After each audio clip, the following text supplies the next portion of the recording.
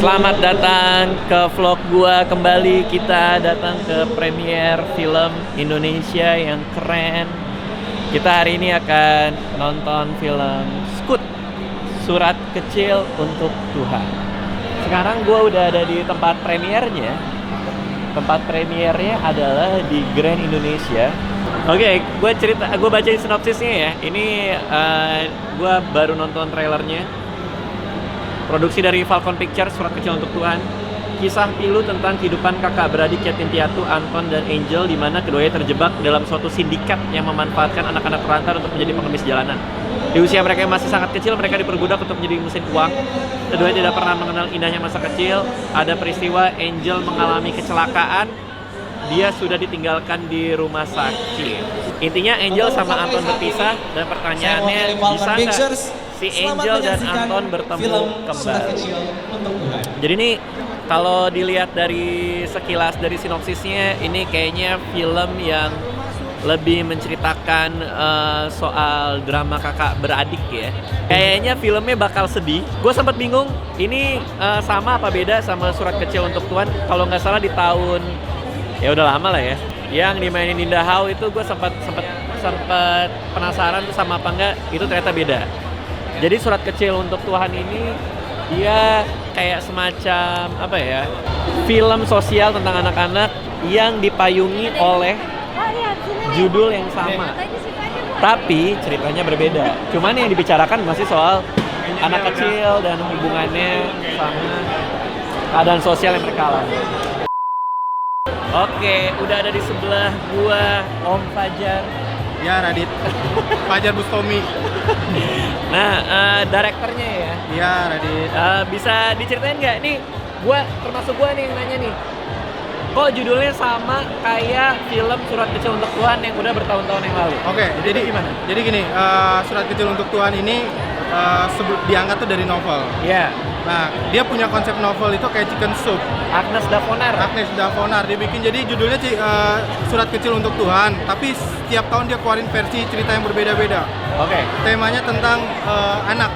Iya. Nah, kalau yang pertama anak SMP yang kena penyakit. Oke. Kalau yang sekarang cerita tentang dua orang kakak beradik, dari kecil dia nggak punya orang tua. Oke. Jadi memang karena dari novel. Jadi akan ada yang lain dong ya. Jadi ini semacam seri gitu Iya, kan. iya. Cuman kalau orang nggak nonton yang pertama nggak ada masalah. Nggak ada masalah. Jadi dia cerita berdiri sendiri. Oke, kita lihat lagi. Gue muter-muter dulu ya. Siap, Radit. Selamat menonton. Mantap. Thank you ya.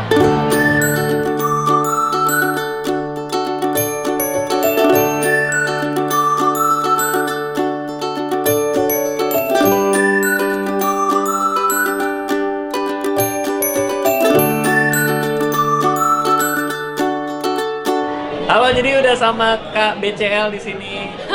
Yang mungkin dia tidak tahu adalah gue juniornya pas di SMA 7 kan. Gue tahu dari mantannya dia. Wadah.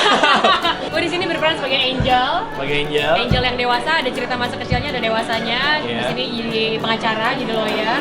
Besar di Sydney, terus kembali ke Jakarta untuk mencari kakaknya. Oke, ini di antara film-film lebaran yang lain, kenapa menurut lo film ini yang menarik? Apa bedanya? Selain karena ada gue nya gitu. Oh iya, pasti. Bercanda gue. Ada kakak kelas gue loh main. Wujud belum. Sebenarnya sih karena mungkin ini filmnya film keluarga. Ya. Jadi filmnya cerita tentang keluarga, terus banyak cerita haru di sini. Dan ini juga mengangkat salah satu masalah sosial yang ada, yaitu anak jalanan. Oke. Dan ini cocok untuk ditonton sama keluarga.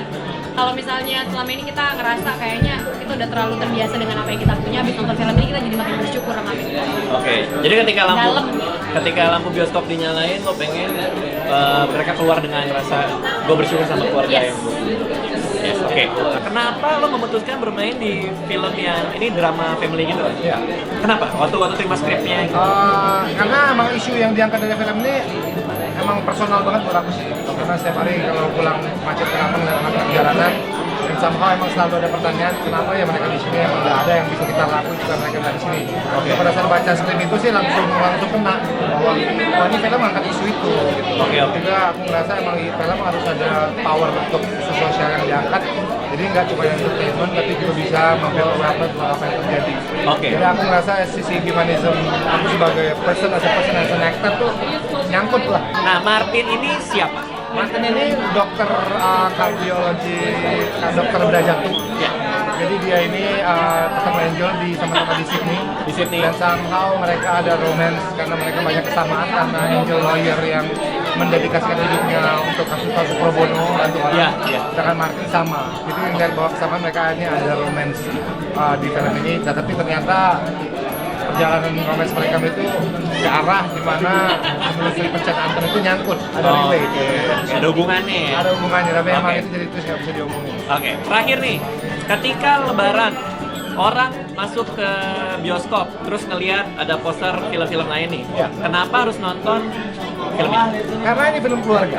Ya. Aku ngerasa Lebaran itu dimana semua orang berkumpul jadi satu ya, dari mana-mana pulang kumpul satu keluarga. Film ini film keluarga yang mewakili keluarga Indonesia yang lagi bersama. Jadi film ini akan merekatkan kekeluargaannya dan juga akan memberikan suatu awareness bahwa bersyukur, bahwa berbagi itu penting. Di film ini jadi siapa? Di film ini gue jadi namanya Om Rudi. Siapa? Om Rudi. Om Rudi. Om Rudi itu orang yang menampung anak-anak jalanan tersebut dan mempekerjakan anak-anak jalanan. Itu karakternya. Oke.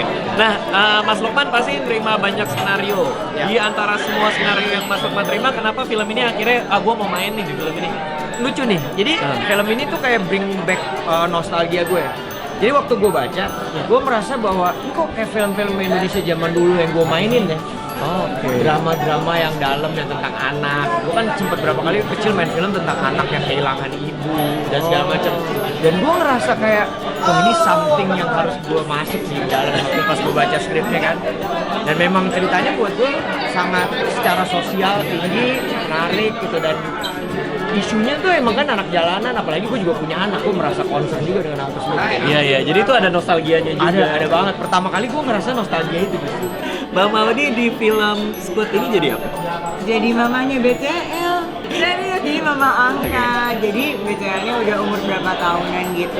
Terus aku nolong dia dan dibawa Oke, dari siap. awal. Kenapa film ini yang Bang Maudi tuh kayak, gue pengen main gue pengen nyoba di sini. Pertanyaan bagus sih, Din. Mungkin karena ngelihat nama-nama yang ada di dalam satu tim. Jadi Yeah. kalau terima kerjaan tuh selalu ngelihat siapa aja sih yang di sana gitu. Mau seseru apa sih nih gitu. Dan sebenarnya ceritanya juga menurut saya sih bagus gitu. Ada moralnya, dan emang kalau emang buat ditayangin di Lebaran harusnya kan menjadi salah satu unggulan film juga. Jadi ya sebenarnya dari semua alasan yang banyak untuk menerima film ini, salah satunya adalah kangen banget sih untuk balik ke dunia film. Untuk main di film ini. Oke, terakhir nih, kenapa orang harus nonton film? Oke, karena mungkin di film ini mengangkat tentang rasa kemanusiaan dan pesan moralnya banyak. Dan yang paling beda di antara yang lain, di era sekarang udah jarang banget film mengangkat tentang anak-anak kecil Oke. dan sosialnya gitu. Jadi di sini semuanya akan ada semua. Thank you Good luck banget ya. ya, makasih. Nonton ya, jangan lupa Surat Kecil untuk Tuhan.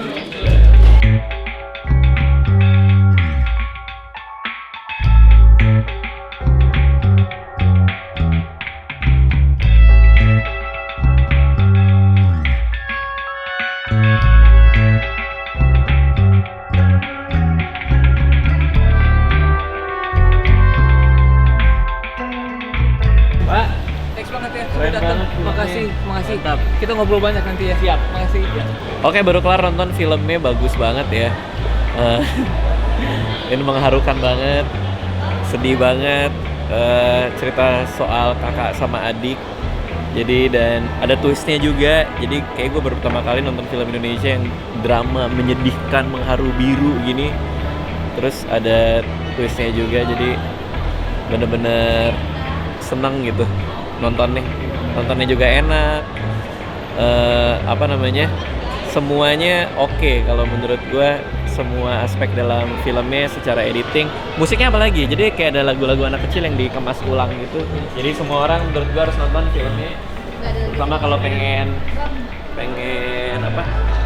tontonan yang beda ya dari tontonan Lebaran biasanya.